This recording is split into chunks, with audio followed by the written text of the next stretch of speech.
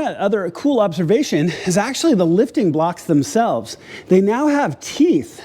They look like building blocks. This is really cool.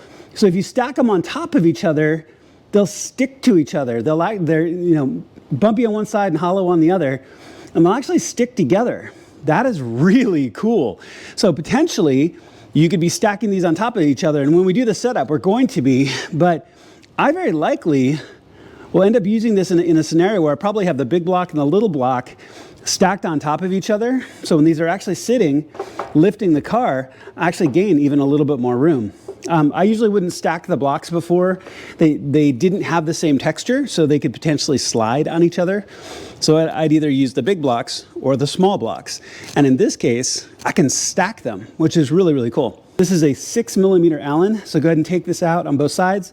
Go ahead and get your shorter hydraulic hoses. We're gonna take that, and I'm gonna pull all the parts, but we're gonna take our shorter hydraulic hoses. We're gonna get them fit onto the cylinder, including the right degree angles right degree connections we put right here. So let me get set up and I'll show you. This is a 6mm Allen to take out the shipping plug here out of the cylinder. As you can tell, I've already loosened it.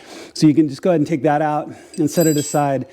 Then you're gonna take, there's two of these, one for each side, which reminds me, so any place where we're gonna do the same thing twice, I'll only show it once because it's gonna be the same process.